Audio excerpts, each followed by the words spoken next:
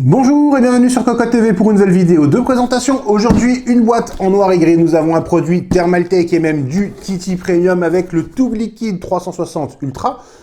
Nous avons donc, hop, un petit écran sur la top. Il va falloir le logiciel TT RGB+, dans sa version 2 ou supérieure. Mais il n'y a pas de RGB. On peut le voir, nous avons des ventilateurs Tucfan 12. Attention, turbo jusqu'à 2500 tours par minute, donc il devrait y avoir du bruit, oui, mais une très grosse plage PWM. Et Thermaltake, du coup, mise plus peut-être sur les performances au niveau des ventilateurs en mettant de côté le RGB que sur l'esthétique globale. Et on apprécie à 240 € en 360 mm avec un écran LCD en 480 par 480 2,1 pouces. Il est circulaire. Ma foi, c'est plutôt intéressant, c'est même bien placé par rapport à la concurrence. Mais tout de suite, on déballe ça et on regarde à côté ce qu'il y a à l'intérieur. Le kit, le voici, nous avons quasiment tout déballé. Il reste bien entendu le bundle avec la visserie, kit de fixation, etc.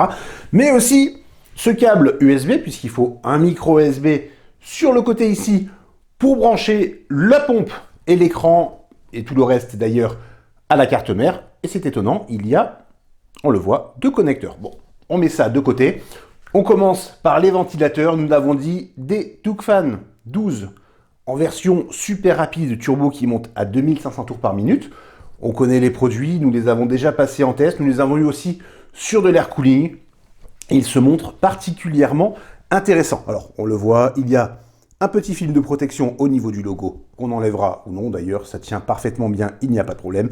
Nous avons des pales au profil agressif dans un polymère qui est fait afin de rapprocher au maximum les pales du cadre, sans déformation avec la vitesse, la chaleur, etc.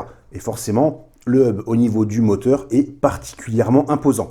Le câble est particulièrement long, il est gainé et nous avons un seul connecteur. Qu'on se rassure, dans le bundle, nous avons aussi un adaptateur en Y afin de relier les trois ventilateurs sur une seule prise de la carte mère ou bien d'un hub. Au niveau du kit en lui-même, pas grand chose à dire, nous avons une construction en cuivre bien entendu pour la base du waterblock. Nous avons ensuite un radiateur en aluminium au design qui est quand même relativement simple. On le voit, il n'y a pas d'inscription particulière, pas de finition brossée ou autre. Néanmoins, c'est propre, les ailettes sont dans un état impeccable, il n'y a vraiment rien à redire. Au niveau des tuyaux, 400 mm de longueur, assez épais. Comme toujours, hop, les courbes sont très belles, il n'y a rien à redire.